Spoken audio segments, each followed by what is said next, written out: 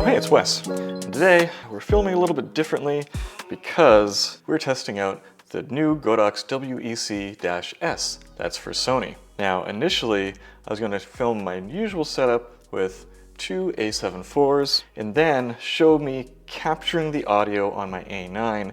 However, I can't get this device to work on my A9.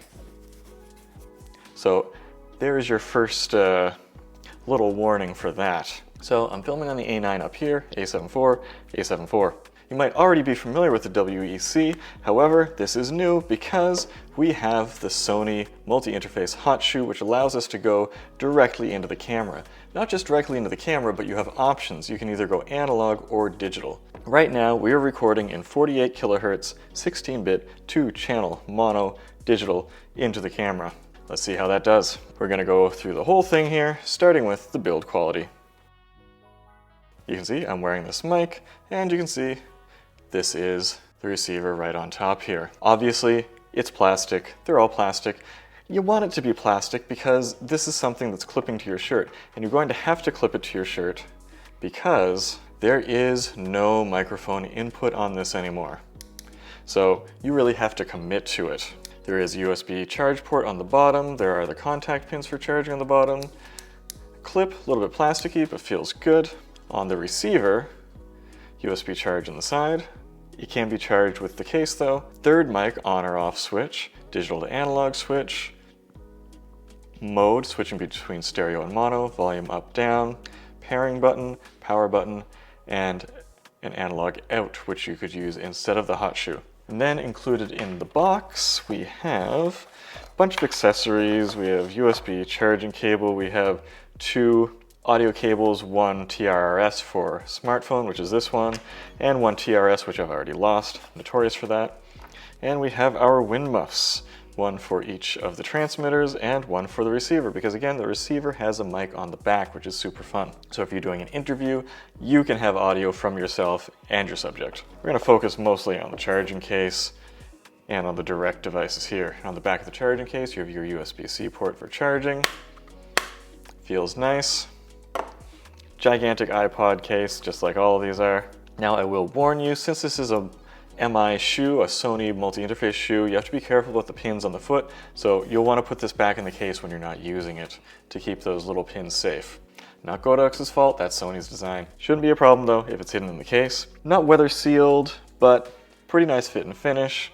Well, there are no screens to scratch, but that'll come up later. I'll give it an 8 out of 10 for build quality. Feature set.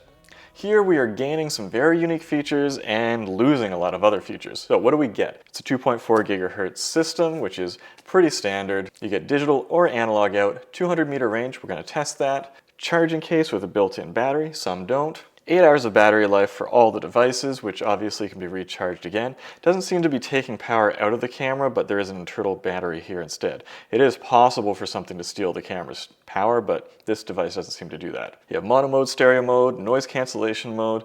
There isn't a safety mode where one's high and one's low, but a lot of people don't use that. However, it is something that's missing. You have that back-facing mic, which is highly unusual. Obviously, a big feature is that multi-interface shoe direct connection. Comes with both types of audio cables and comes with wind muffs.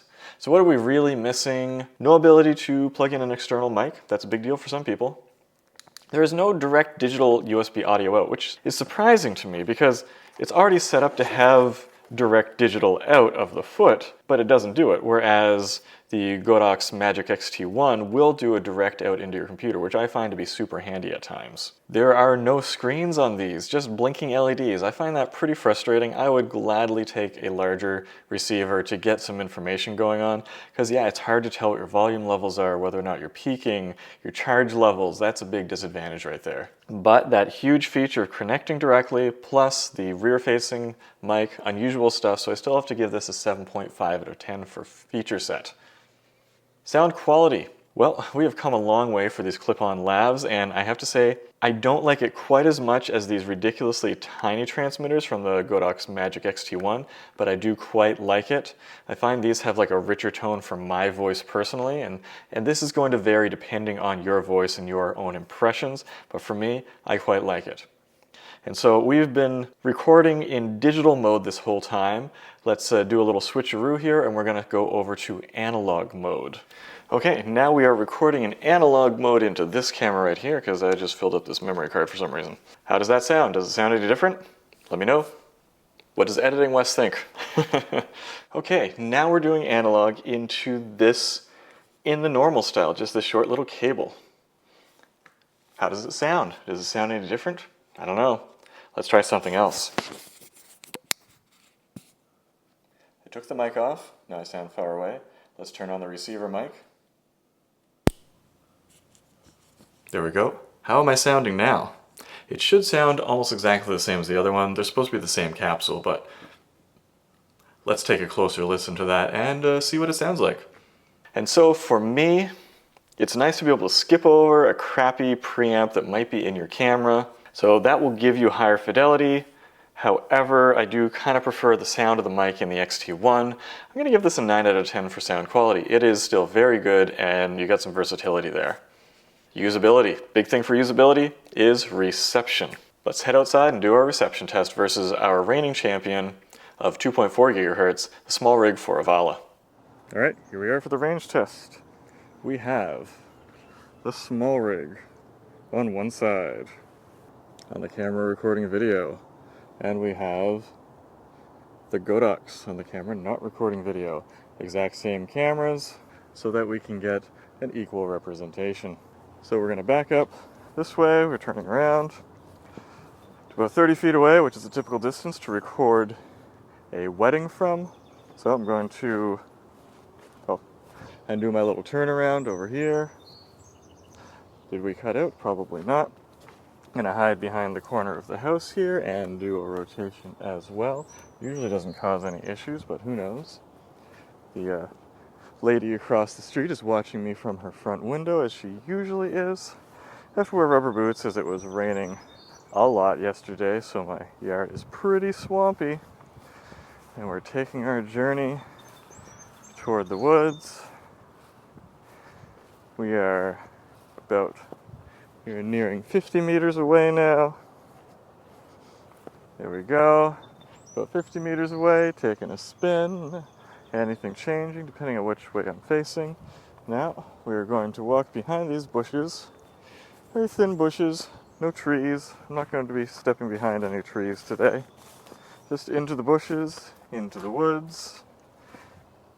There is, however, a lot of water on the leaves in the woods here, so that might cause some issues that we don't normally have, because leafy foliage doesn't really block radio signals, but even just random water droplets can have some issues with that.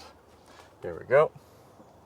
And we are 100 meters away in the woods, just leafy foliage, did a little spin, and we're going to come back and work our way back out of the woods, through the mud kitchen for the kids, and back out behind this bush, coming back in.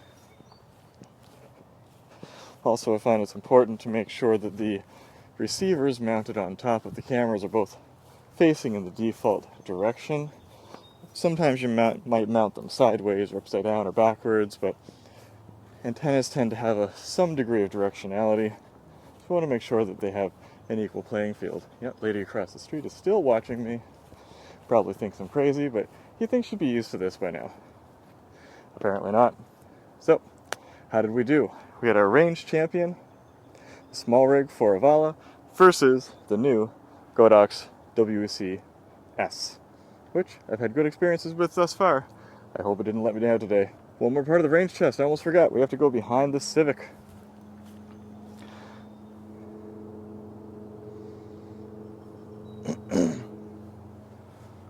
So we're going to take a walk. We're coming around. We get behind the Honda Civic. It's always been a Honda Civic. I'd like to say it won't always be, but you know, these things last forever. And then we get back up and see how that did. Coming back around again.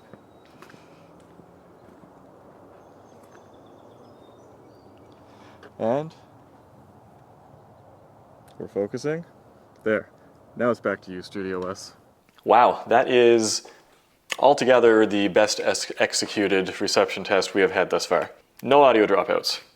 I don't know what to do now. These devices performed phenomenally. You can rely on them. Now, I had a wedding ceremony that I was live streaming where I tried to use the Magic X-T1 transmitters because they're so small, they're so easy to hide on people. But by the time a bunch of people got into the space with their cell phones and I moved the camera back out of the way, these were not working well. They're great, but they're not great for everything.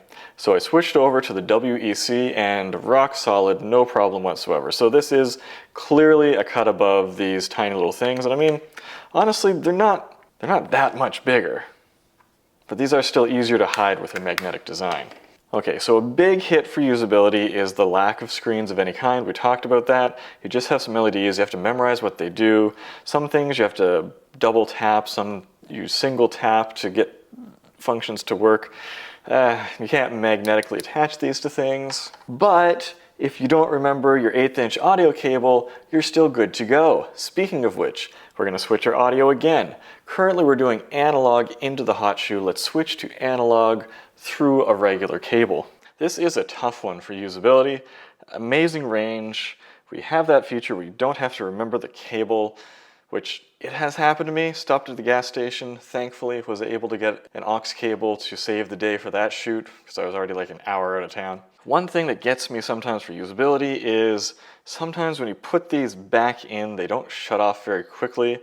And also if you plug the receiver into your camera and it's not receiving anything for a long enough time, it shuts itself off automatically. That can be good, but it can also be terrible.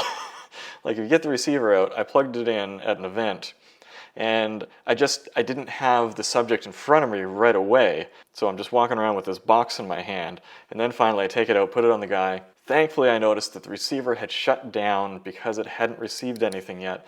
Turned that back on again and then we were rolling. So you gotta watch out for that. It does have auto sleep and it doesn't always auto sleep when you expect it to. All that being said, for usability, I'm going to give this an 8.5 out of 10. It has some amazing features, but it's missing some key stuff too. Heading on to value. And I got the price wrong the first time I recorded this video, and we're in vacation mode here, so here we are with a little bit of a do-over. The Godox WEC comes in at $140. WEC-S, that is. Compare that to the Magic X-T1 at $110.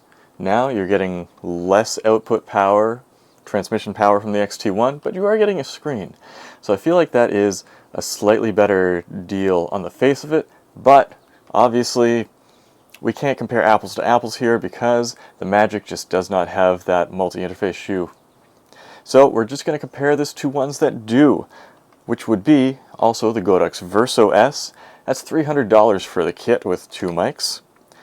Sony has their ECM W2BT, which is a Bluetooth-based one for $230. That's just 1 microphone. You can also get the DJI mic and add their Sony Multi Interface Shoe device onto it for an extra $35, which gets you to, I think, $350 in total. And just because it was already in this video, there's the Foravallo W60 for $200. So it already costs less than the Foravallo, but it lacks the fancy screens and knobs and stuff. Costs less than the Sony, costs less than the DJI.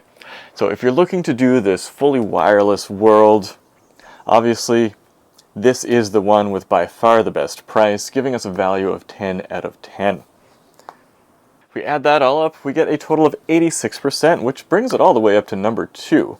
Now, for basic, general, everyday convenience, I do still prefer the Magic X-T1. I gotta say, I'm gonna be putting both of these things in my bag regardless because, number 1, you get the much stronger signal strength, and number 2, if you forget a wire, this one will get you in a pinch.